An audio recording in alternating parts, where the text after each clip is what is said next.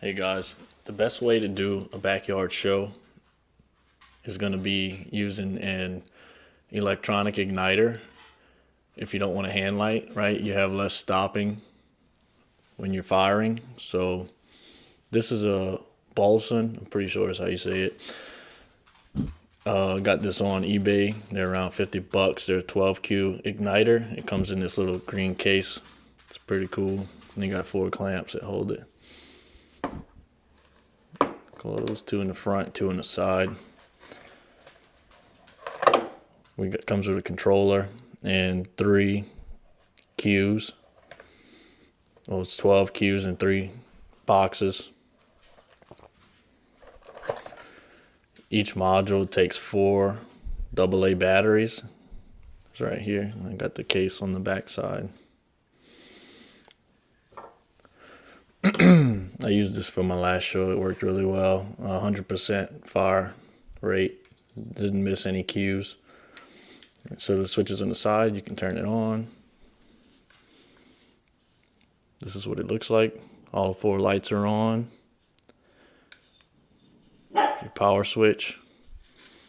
You have your antenna.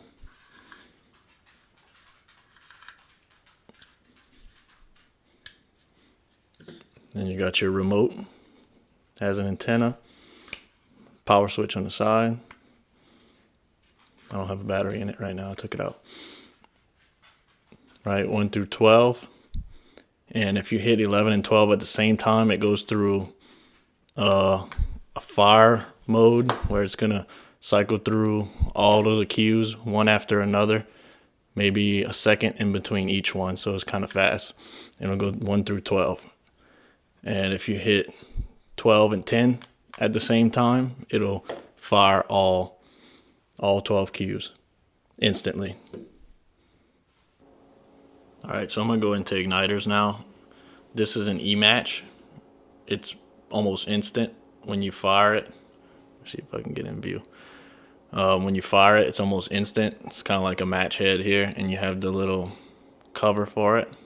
Right, this can either go over a fuse itself, and I usually add tape. I haven't had any issues with firing when you add tape to insulate your fuse in here.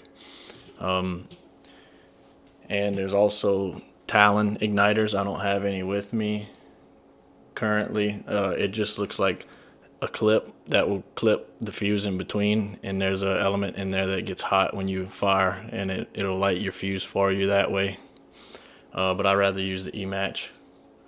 They work better with 1.4 Pro connectors. They fit almost right in. Another tip for you guys, whenever you're going to insert each wire into your module here, you want to make sure they're not touching at all. There's a little gap. I know it's hard to see. There's a little gap right here in the middle. You have to maintain that gap. If they're touching, you're going to have a dead short and it will not fire. I've had this issue before one time. The first time using this controller, I couldn't figure out why it wasn't working because these 2 copper cables were touching each other. And you see how I have them folded on the ends? That's just to remove some of the excess that'll be hanging out of your module, because the more you have hanging out, the more of a chance you have of them actually touching. And you can either bend them like this to shorten them or cut them with a pliers or whatever. Alright, so now I've added an E-match to this module. When I turn it on, you're going to see that this red light on number 1 with the E-match is brighter than the rest. That's showing that there's continuity here and that it's ready to fire, right? It's wired correctly. So watch, if you remove one, see how it got dim? It's the same brightness as 1 through 4. Means it's not ready. I removed the wire.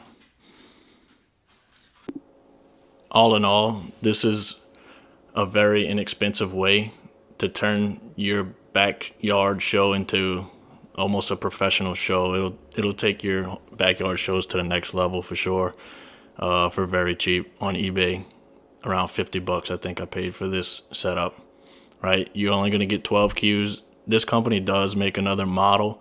The remote is actually in a case, and there's a lot more Qs. I'm not sure how many, but they do make a more expensive model of this, but this one works just fine for what I'm going to be using it for. And this is a lot safer way than being right in the firing zone when you're hand lighting. If you want to do a few at a time, this is a way better way to fire your fireworks. All right, this is the demo. I got both of the module and the remote on right now, and we got an EQ1, and we're gonna fire this small rocket. All right, ready? 3, 2, 1.